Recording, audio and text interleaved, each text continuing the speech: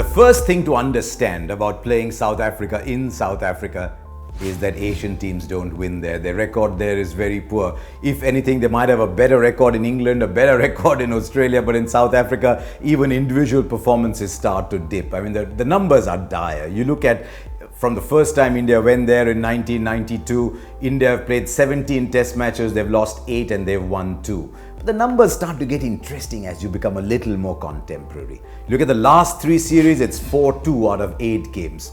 Look at the last 2 series, it's 2-1 out of 5 games. The numbers are starting to get closer. And I believe this is India's best chance, may not be to win because that's a huge claim to make, but to run South Africa as close as possible. And there's a reason I say so.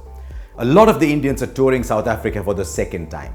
They understand the conditions there pretty well. They've been there, they've performed there. At least the top 2 or 3 batsmen have. They're not too upset by pace. In fact, people like Rahane and the others, and Kohli for that matter, actually enjoy the ball coming on to them. Rohit Sharma is in good form. I think India's batting is actually looking very good on paper as it goes to South Africa. There's another reason, and that is if South Africa choose to retaliate for the pitches India gave them back in 2015, then India have, again on paper, the ammunition to fight back. In Ishant Sharma, Bhuvneshwar Kumar, Mohammad Shami, Jasprit Bumrah and Umesh Yadav, you've got the firepower on paper. Now, why am I just a little skeptical? I do not know what the state of mind of the Indians is. Under Virat Kohli, India have been very aggressive, very proud. If they carry that mindset that we are going to win, that we cannot lose, then they give themselves a chance. Because as we've seen in the Ashes, if you do not genuinely believe, then you crumble very, very quickly. I have no doubt at all that India will play 6 batsmen in South Africa. There's no doubt in my mind that Rahane and Rohit Sharma will both play. And then you have a wicket keeper. That means you're playing 3 fast bowlers and a spinner. You cannot have even a single fast bowler running in with even a reasonable lack of intent.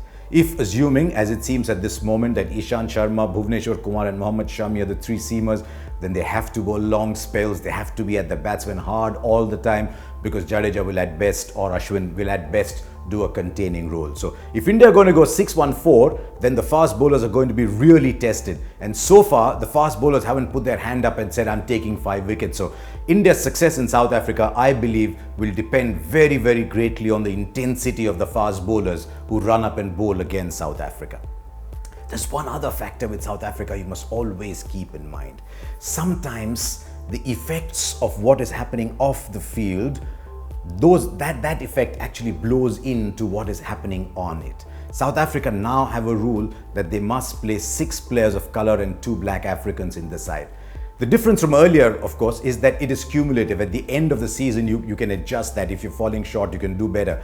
But just imagine a situation where South Africa want to play 5 bowlers maybe and 6 batsmen. Markram and Elgar pick themselves as openers. Faf du Plessis is captain. Bavuma is one of the black African players in the side.